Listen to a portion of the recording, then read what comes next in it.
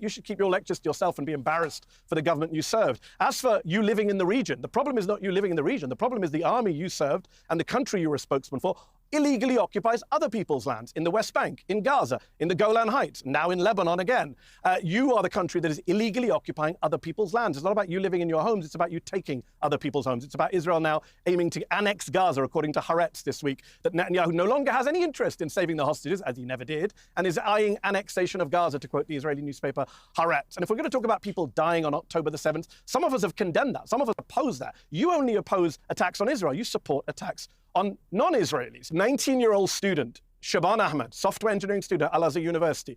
Jonathan's military destroyed his university, destroyed his house, displaced him, made him homeless 5 times over the past year. On Monday, the world, we all watched him burn to death thanks to Israelis bombing the area outside the hospital that he was on an IV, on a bed, in a tent. He burned to death. His mother died. 2 other, maybe 3 other people died.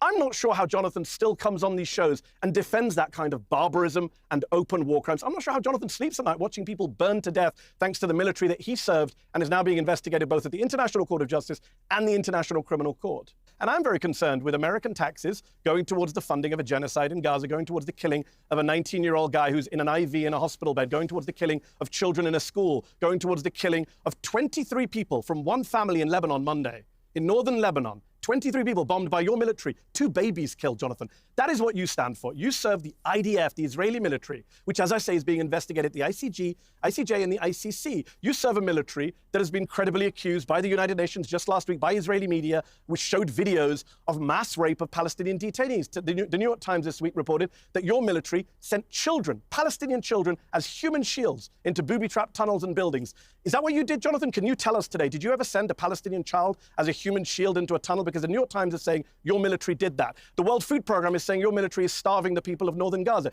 Did you starve people when you were in the military, Jonathan? What do you stand for? Starvation? Mass rape? Ethnic cleansing? Genocide? Every human rights group in the world says your military is an abuser of human rights.